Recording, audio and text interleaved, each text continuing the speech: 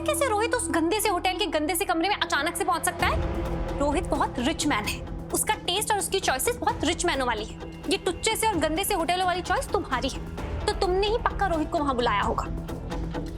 और ऐसा भी तो हो सकता है ना मम्मी जी कि इसने रोहित को बता दिया हो कि मैं वहां हूँ और रोहित आ गया हो। बस दिव्या,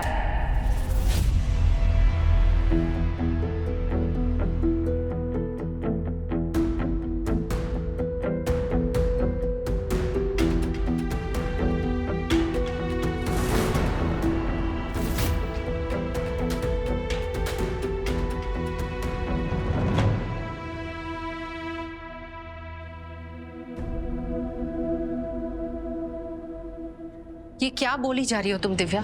ऐसा घटिया इल्जाम कैसे लगा सकती हो तुम रोहित और रीत पर? मैं इन दोनों को बचपन से जानती हूँ और इन दोनों के संस्कार और परवरिश ऐसे नहीं है कि ये ऐसा घटिया काम करेंगे।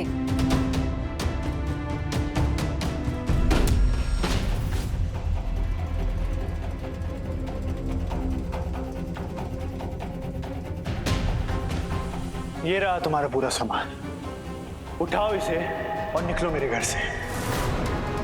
आज से इस घर में तुम्हारे लिए कोई जगह नहीं है।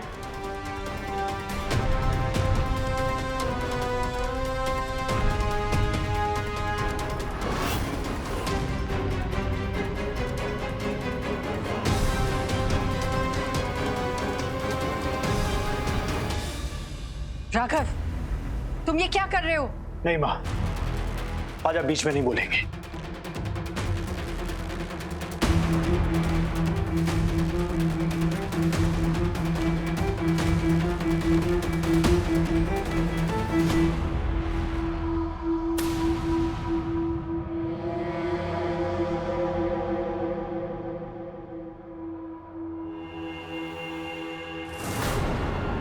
लो, आ गया तुम्हारा आशिक।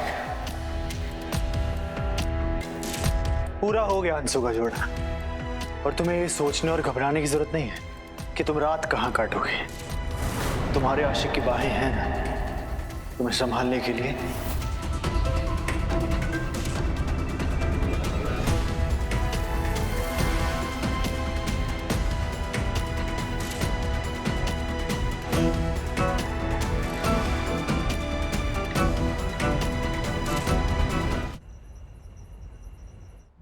मैं बबली के बच्चे का बाप हूं, मुझे मेरा बच्चा चाहिए।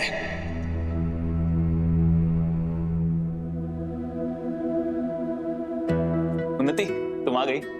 देखो मैं क्या लाया। वो पालना जो हमने स्टोर में देखा था अभी डिलीवर हुआ है। पर ध्रुव, ये सब हम बहुत जल्दी ही नहीं कर रहे हैं। उन्नति, ये ना बस तुम्हें लग रहा है, बाद में तो ये सब लेने का टाइम भी नहीं मिलेगा। लेकिन ध्रुव, इस बार तो मैं उन्नति की बात से पूरी तरीके से सहमत हूँ। तो बेकार में बच्चे के आने से पहले इतने पैसे फंसा रहा है। कभी कभी तो मुझे ऐसा लगता है कि तुझे नौकरी में तरक्की नहीं मिली, बल्कि अलादीन का चिराग मिल गया है, जिसे तू जब चाहे घिसता है और वो हर चीज सामने आ जाती है। ऐसी बात नहीं है। वो ध्रुव, सुमन, हर बच्चा अपना भाग्य खुद लेकर आता है,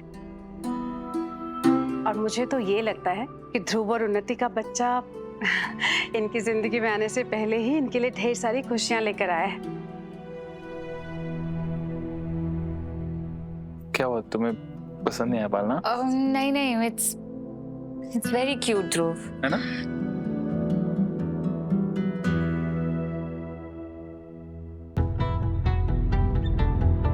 काश तुम्हें पता होता ध्रुव, हमारे बच्चे की होने वाली असली माँ क्या आग लगा रही है मेरी जिंदगी में।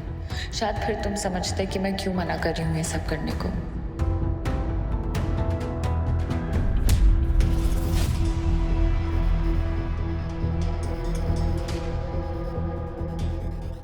क्या कहा आपने रोहित को? मेरा आशिक। हाँ,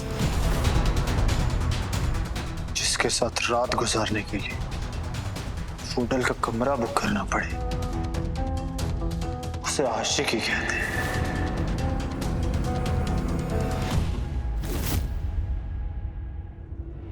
वैसे होटल की डेकोरेशन काफी सस्ती और चीप थी ना, पर कोई बात नहीं, तुम दोनों भी तो वही हो, सस्ते और चीप।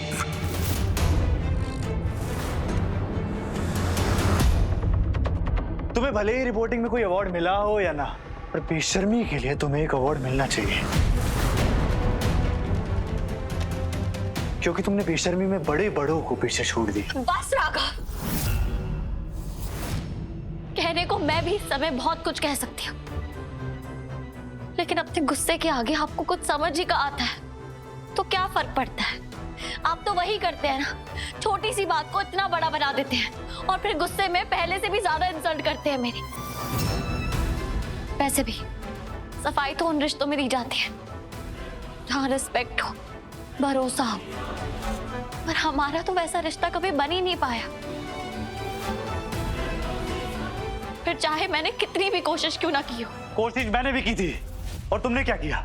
अपने इस आशिक को मेरी पीठ पीछे होटल रूम में बुला लिया। कुछ भी बोलने से पहले एक बार जान तो लेना चाहिए कि आपने जो देखा सच था या गलतफहमी। गलतफहमी नहीं, वो सच था।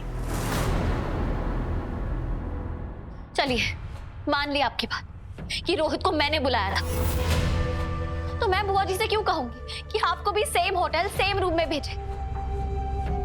मेरा सीक्रेट अफेयर मुझे जिस इंसान से छुपाना चाहिए, मैं उसी के सामने ये सब क्यों दिखाऊंगी। झूठ, एक और झूठ, क्योंकि बुआ जी की फ्रेंड्स वहां कीर्तन कर रही थी। बुआ जी ने वो बहाना बनाया था राघव, ताकि मेरा सरप्राइज ना खराब हो।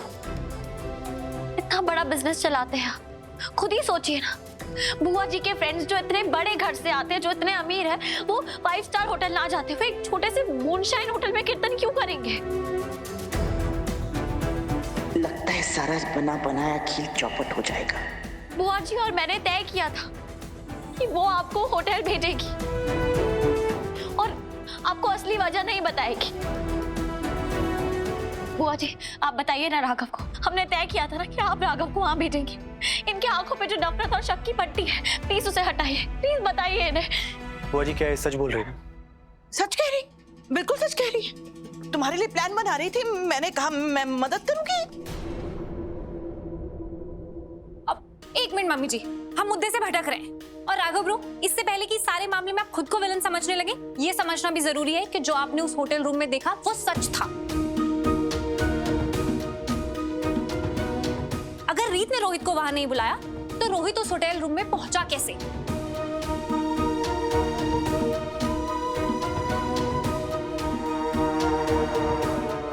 मुझे नहीं पता रोहित वहां कैसे आए। रोहित ने मुझसे पूछा भी था सर्कस चलने के लिए, और मैंने इसे मना किया था। इनफैक्ट रोहित को तो पता भी नहीं था कि मैं हूं कहां।